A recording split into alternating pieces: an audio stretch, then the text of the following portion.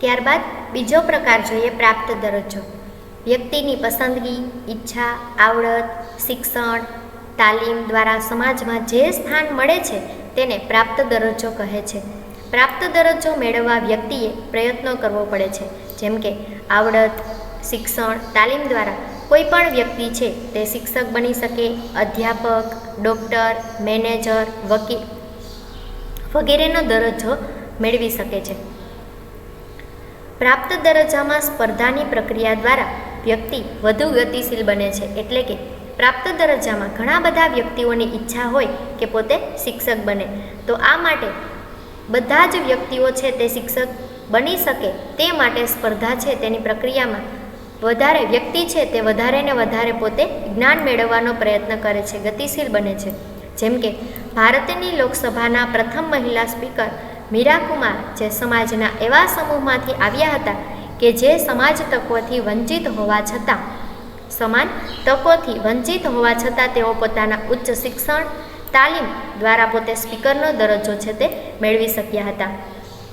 ભારતની લોકસભાના પ્રથમ મહિલા સ્પીકર તરીકે મીરા કુમાર છે એ સમાજના એવા સમૂહમાંથી આવ્યા હતા કે જે સમાજમાં તેને સ્ત્રી અને પુરુષ સમાન તકો આપવામાં આવતી ન હતી. એટલે સમાન તકોથી તેઓ વંચિત હોવા છતાં પણ પોતે મહેનત કરી પોતાની ધગસ, આવડત, કૌશલ્યના કારણે પોતે ઉચ્ચ શિક્ષણ અને તાલીમ પ્રાપ્ત કરી અને પોતે પોતાની જાતે સ્પીકરનો દરજ્જો છે તે મેળવી શક્યા હતા.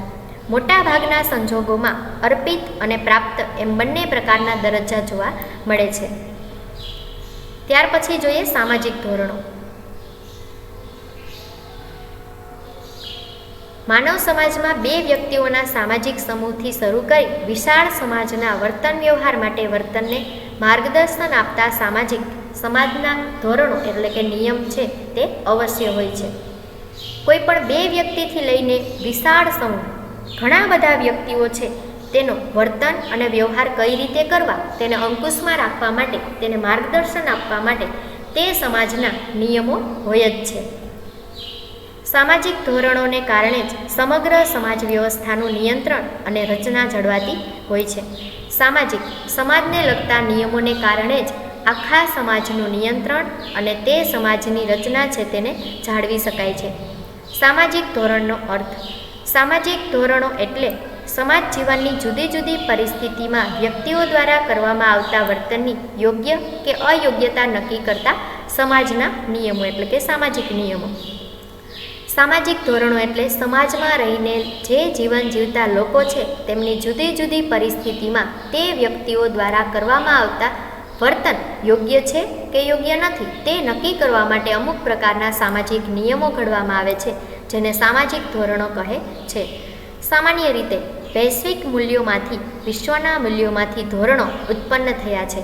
જેમ કે માનવતાવાદ એક મૂલ્ય છે, જ્યારે રંગ, જાતિ, લિંગના આધારે માનવીઓ વચ્ચે અધિકારોનો ભેદભાવ રાખવાના વર્તનનો વિરોધ કરતો કાયદો એ ધોરણ છે. વૈશ્વિક મૂલ્યોમાંથી, વૈશ્વિક સ્થાનમાંથી આ ધોરણો એટલે નિયમો છે તેનું ઉત્પન્ન થયા છે. માનવતાવાદ એક મૂલ્ય છે કે માણસને માણસ તરીકે જોવું તે એક મૂલ્ય છે, જ્યારે રંગ, જાતિ, લિંગના આધારે માનવીઓ વચ્ચે અધિકારોમાં ભેદભાવ રખાતા હતા. આ અધિકારોના ભેદભાવ રાખવાના વર્તનનો વિરોધ કરતો હવે કાયદો ઘડવામાં આવેલો છે. તે કાયદો ધોરણ છે. બધા જ સામાજિક ધોરણો સમાજનું પીઠબળ ધરાવે છે. બધા જ સમાજને લગતા નિયમો આખા સમાજનું પીઠબળ ધરાવે છે. સામાન્ય રીતે તમામ પ્રકારના ધોરણોની મર્યાદામાં, બધા જ નિયમોની મર્યાદામાં રહીને સમાજના સભ્યોએ પોતાના ધ્યેય કે જરૂરિયાતો છે તેને પ્રાપ્ત કરવાના હોય છે. કોઈ પણ સમાજના કોઈ પણ વ્યક્તિએ પોતે ધ્યેય પ્રાપ્ત કરવા માટે તેના સમાજના નિયમોનું પાલન કરવું જરૂરી હોય છે. ધોરણોના પાલન બદલ વ્યક્તિને યોગ્ય બદલો, માન, પ્રતિષ્ઠા મળે છે, જ્યારે ધોરણોના ભંગ બદલ તે સમાજ દ્વારા તેને શિક્ષા, દંડ કે માનહાનિ થાય છે. નિયમનું પાલન કરવા બદલ વ્યક્તિને સમાજ તરફથી યોગ્ય બદલો, યોગ્ય વર્તન, તેને માન આપવામાં આવે છે, પ્રતિષ્ઠા મળે છે, જ્યારે આ નિયમનો ભંગ કરવા બદલ સમાજ દ્વારા તેને શિક્ષા, દંડ અથવા તો માનહાનિ થાય છે.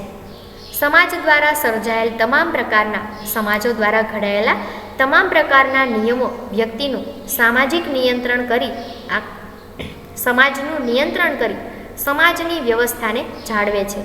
સમાજના સભ્યો ધોરણોનું યોગ્ય રીતે પાલન કરે તો તે સમાજ વ્યવસ્થા પોતાના ધ્યેયો પ્રાપ્ત કરી પ્રગતિ અને વિકાસ કરી શકે છે. સમાજના દરેક સભ્યો તેમાં ઘડાયેલા નિયમોનું યોગ્ય રીતે પાલન કરે તો આખી સમાજ વ્યવસ્થા પોતાના ધ્યેયનું પાલન પ્રાપ્ત કરી પોતે બીજી જ્ઞાતિની કે બીજા ધર્મની કે બીજા સમાજની સરખામણીમાં પોતે પ્રગતિ અને વિકાસ કરી શકે છે. જો સમાજમાં ધોરણભંગ કરનાર વ્યક્તિનું પ્રમાણ વધે, આખા સમાજમાં જેટલા વ્યક્તિઓ છે તેમાંથી ઘણા બધા એટલે કે વધારે પડતા લોકો છે તે આ નિયમોનું પાલન ન કરે, એટલે કે ધોરણભંગ કરનાર વ્યક્તિઓનું પ્રમાણ વધે તો સમાજમાં અવ્યવસ્થા અને અંધાધૂંધી સર્જાય છે. સમાજના બધા જ ધોરણો કે નિયમો સમાજની બધી વ્યક્તિઓ કે જૂથોને સર્વસ્વીકૃત હોય તે જરૂરી નથી. સમાજના બધા નિયમો સમાજમાં વસવાટ કરતા બધા લોકોને માન્ય હોય તેવું જરૂરી નથી. ઘણી વખત બધા નિયમો બધા વ્યક્તિઓ સ્વીકારે તેવું હોતું નથી. કેટલાક ધોરણો અમુક વ્યક્તિ કે જૂથોને માટે ફાયદાકારક હોય તો એ જ ધોરણો અન્ય જૂથ કે વ્યક્તિ માટે નુકસાનકારક હોય છે. અમુક પ્રકારના નિયમો જે જૂથ કે વ્યક્તિ માટે ફાયદાકારક હોય તે જ નિયમો બીજા જૂથ કે વ્યક્તિ માટે ક્યારેક નુકસાનકારક પણ હોઈ શકે છે. ઉપરયુક્ત ચર્ચા બાદ સામાજિક ધોરણના આપણે લક્ષણો જોઈએ. સામાજિક ધોરણના લક્ષણોમાં પહેલું છે સામાજિક ધોરણનો ઉદ્ભવની રીત. સમાજમાં લોકરીતિઓ, લોકો દ્વારા થતી જુદી જુદી રીતો, રિવાજો, પરંપરા એવા ધોરણો છે કે જેના ઉદ્ભવ માટે સમાજ કોઈ ખાસ પ્રકારના સભાન આયોજન કરતું નથી. સમાજની નવી રીતો, પરંપરાઓ આ બધું ઘડવા માટે તેને કોઈ પણ પ્રકારનું આયોજન કરવું પડતું નથી. સ્વાભાવિક ક્રમમાં ચાલતા વર્તન વ્યવહારમાં આ ધોરણો છે તે ઉદ્ભવે છે. સામાન્ય રીતે લોકો જે જીવન જીવે છે તેમાંથી જ આવા નિયમોનો ઉદ્ભવ થાય છે. એટલે કે રીત છે, કોઈ પણ રિવાજો છે તેને બનાવવા માટે કોઈ આયોજન કરવું પડતું નથી, પરંતુ પરંપરાગત રીતે તેનું વર્તન છે તે જ ભવિષ્યમાં રિવાજો કે પરંપરાઓ છે તે બની જતું હોય છે. જ્યારે કોઈ વિશાળ વહીવટી એકમ હોય, બેંક, શૈક્ષણિક સંસ્થાના નિયમો કે રાજ્યના કાયદા એવા ધોરણો છે કે જેમનો ઉદ્ભવ વિચારીપૂર્વક આયોજન દ્વારા થતો હોય છે.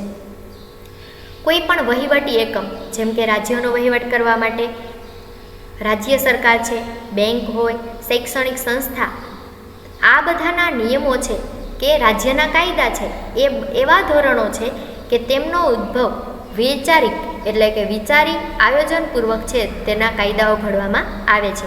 જેમ કે દેશમાં જુદા જુદા કાયદાનું ઘડતર દેશના બંધારણને ધ્યાનમાં રાખીને જે તે રાજ્યની વિધાનસભા કે લોકસભા જેવી સરકાર ધારાકીય સંસ્થાઓ દ્વારા વિચારપૂર્વક અને આયોજનપૂર્વક કરવામાં આવે છે. દેશમાં જુદા જુદા કાયદાઓ છે તે કઈ રીતે ઘડવામાં આવે છે તો કે બંધારણને ધ્યાનમાં રાખીને જે તે રાજ્યની વિધાનસભા કે જે લોકસભા છે તે એવી સરકાર ધારાકીય સંસ્થાઓ, કાયદા ઘડનારી સંસ્થાઓ દ્વારા આવા કાયદાઓ વિચારપૂર્વક અને આયોજનપૂર્વક છે તે કરવામાં આવે છે. દાખલા તરીકે સ્ત્રી ભ્રૂણ હત્યા, દહેજ વગેરેનો કાયદો, તો આના માટે તેણે બંધારણનો આશરો લેવો પડે છે અને વિચાર અને આયોજન પણ કરવું પડે છે. ત્યાર પછી છે બીજું, સામાજિકીકરણની પ્રક્રિયા દ્વારા શીખાય છે. સામાજિક ધોરણો માનવીને જૈવિક રીતે વારસામાં આપોઆપ મળતા નથી, પરંતુ વ્યક્તિ જે કુટુંબમાં જન્મે છે અને ઉછરે છે તેમાંથી તેને તેમના આસપાસના અન્ય વ્યક્તિઓ, મિત્રો, સમાજને લગતું વાતાવરણ દ્વારા થતા સામાજિકીકરણમાંથી સામાજિક ધોરણોની માહિતી અને શિક્ષણ તે મેળવે છે. એટલે કે સમાજના નિયમોને માનવીને જૈવિક રીતે વારસામાં, સમાજના જે નિયમો છે તેને વારસામાં પોતાની જન્મતાની સાથે આપોઆપ મળતા નથી. તેણે બીજા વ્યક્તિને, જે કુટુંબમાં તે વ્યક્તિનો જન્મ થયો છે, જે કુટુંબમાં તેનો ઉછેર થયો છે, તેમની આસપાસના અન્ય વ્યક્તિઓ સાથેનો જ્યારે તે સંપર્કમાં આવશે, મિત્રો સાથે સંપર્કમાં આવશે, સમાજમાંથી તેમને વાતાવરણ પ્રાપ્ત થશે. આના દ્વારા તેમનું સામાજિકીકરણ, તેમનો વિકાસ છે તે થશે અને તેના કારણે સમાજના નિયમોની માહિતી અને તેમનું શિક્ષણ તે વ્યક્તિને પ્રાપ્ત થશે, શીખી શકે છે. કુટુંબ, મિત્રો, પડોશ જૂથ, શાળા, સંચારના માધ્યમો જેમ કે કોઈ પણ માહિતી સંચાર માટેના સાધનો, દરેક માધ્યમો વ્યક્તિને ધોરણોની એટલે કે તેમના નિયમોની માહિતી અને તેમનું પાલન કઈ રીતે કરવું તે શીખવે છે. કુટુંબ દ્વારા પણ કુટુંબમાં કઈ રીતે બધા સભ્યો સાથે વર્તન કરવું, મિત્ર વર્ગ સાથે કઈ રીતે વર્તન કરવું, પડોશના લોકો સાથે સંપર્કમાં આવતા તેની સાથે કઈ રીતેનો વ્યવહાર કરવો, શાળામાં જતા ત્યારના નિયમોનું પાલન કઈ રીતે કરવું. સંચારના માધ્યમો દ્વારા વ્યક્તિને દરેક પ્રકારના નિયમોની માહિતી મળે છે અને તેનું પાલન કઈ રીતે કરવું તે અંગેનું તેને શિક્ષણ પ્રાપ્ત થાય છે. બાળપણમાં રમત જૂથો, બાળપણમાં રમાતી રમતોના વિવિધ જૂથો દ્વારા રમત દરમિયાન રમતોના નિયમોનું પાલન દ્વારા ધોરણો આત્મસાત થાય છે. જ્યારે બાળક હોય ત્યારે તે જુદી જુદી રમતો માટે જે રમત જૂથો બનાવેલા હોય છે તેમાં અમુક પ્રકારના નિયમો હોય છે. આ નિયમોનું પાલન તેને કઈ રીતે કરવું, તેના ધોરણો, તેના નિયમો ક્યાં ક્યાં છે તે જ્યારે પોતે રમત જૂથમાં જોડાશે ત્યારે જ બાળકને ખ્યાલ આવી શકે છે. ત્રીજું છે કે સાંસ્કૃતિક મૂલ્યો સાથે સંબંધ. જુદા જુદા સમાજના સંસ્કૃતિને લગતા મૂલ્યો અને એક જ સમાજના જુદા જુદા સમયના સાંસ્કૃતિક મૂલ્યોમાં વિવિધતા હોય છે. એટલે કે બે જુદા જુદા સમૂહો હોય તો તેમના સાંસ્કૃતિક મૂલ્યો પણ જુદા હોય છે અને પરિસ્થિતિ બદલાતા તેમના એક જ જૂથના સાંસ્કૃતિક મૂલ્યો પણ જુદા હોય છે. જેમ કે હિન્દુ સમાજમાં સ્ત્રી પુરુષના સંબંધો પર મર્યાદા મૂકતા ધોરણો છે. હિન્દુ સમાજમાં સ્ત્રી અને પુરુષના સંબંધો પણ અમુક પ્રકારની મર્યાદા મૂકે તેવા ધોરણો હોય છે, તેવા નિયમો હોય છે. જ્યારે આદિવાસીઓમાં તે અંગેના રિવાજો છૂટછાટ ભર્યા સ્વરૂપના ધોરણો હોય છે. એટલે કે તેવી જ રીતે જે હિન્દુ સમાજના અમુક પ્રકારના નિયંત્રણો છે, જ્યારે આદિવાસી સમાજમાં જે હિન્દુ સમાજના નિયંત્રણો હતા તેને આદિવાસી સમાજના રિવાજો અને છૂટછાટ ભર્યા સ્વરૂપના નિયમો તરીકે જોવા મળે છે. અગાઉના સમયમાં પુત્ર પુત્રીના લગ્ન નક્કી કરવાનો અધિકાર માત્ર માતા પિતાને હતો, જ્યારે વર્તમાનમાં છે વડીલો કે માતા પિતા સંતાનોના લગ્નની બાબતમાં સંતાનોની ઈચ્છા અને પસંદગીને મહત્ત્વ આપે છે.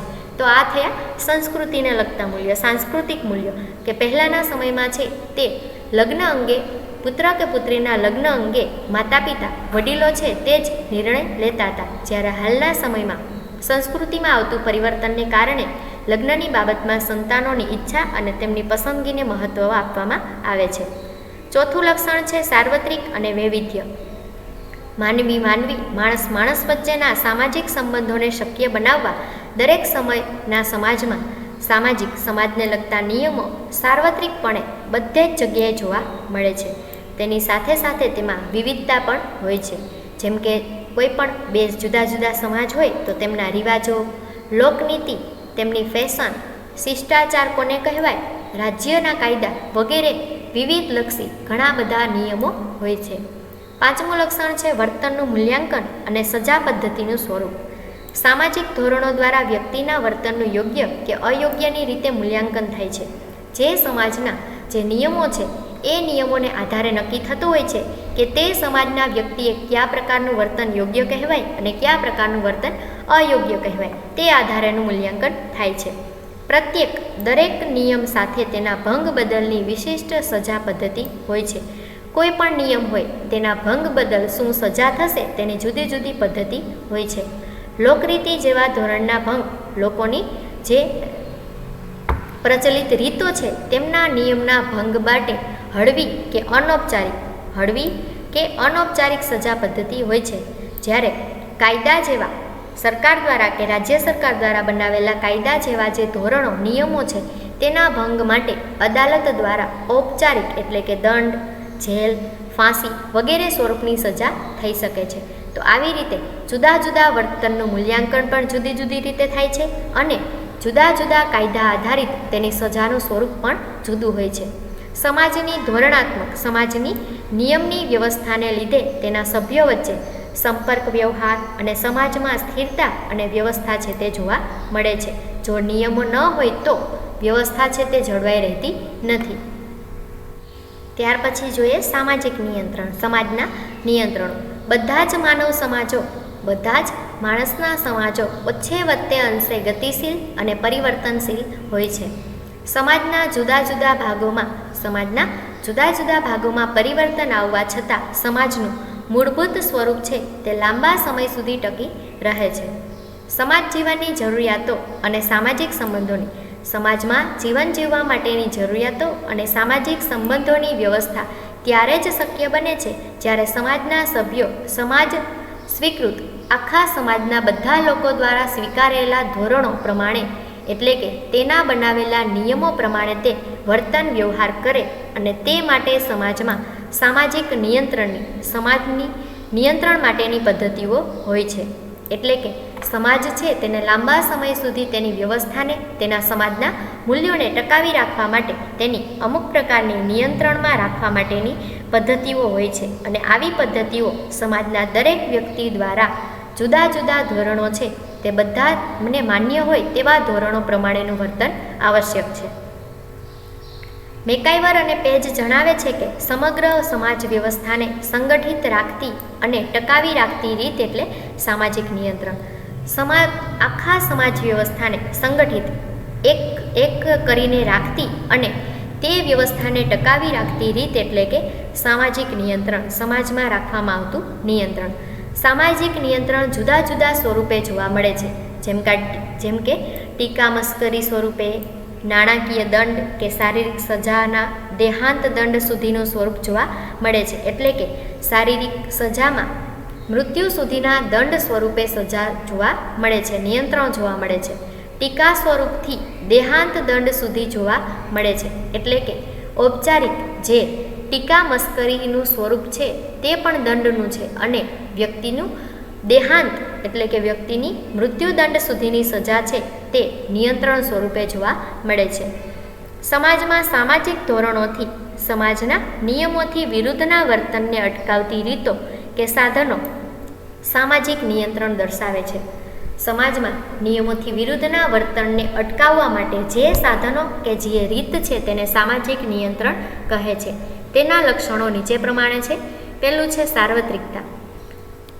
માનવ સમાજમાં સાર્વત્રિકપણે સામાજિક નિયંત્રણ જોવા મળે છે.